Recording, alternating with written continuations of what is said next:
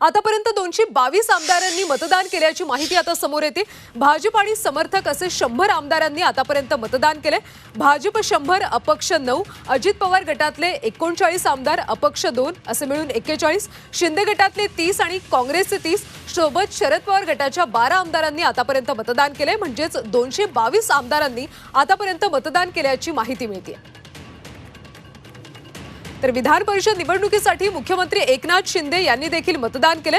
बच्चू कडूही मुख्यमंत्र्यांसोबत यावेळी पाहायला मिळाले। 11 जागांसाठी 12 उमेदवार रिंगणात आहेत आणि आता दरम्यान शिंदे गटातल्या सर्व आमदारांचं मतदान पार पडल्याची आता माहिती येते। काही वेळापूर्वीच एकनाथ शिंदे यांनी देखील मतदान केलं होतं आणि त्यांच्या गटातल्या सगळ्या आमदारांनी विधान परिषदेसाठी आता मतदान केल्याचं पाहायला मिळते। 11 जागांसाठी 12 उमेदवार यावेळी रिंगणात आहेत, त्यामुळे ही चुरशीची अशी लढत पाहायला मिळते। यातच मुख्यमंत्र्यांनी आपलं मतदान पार पाडले। त्यांच्या शिंदे गटातल्या सगळ्याच आमदारांनी मतदान केल्याची आता माहिती समोर येते।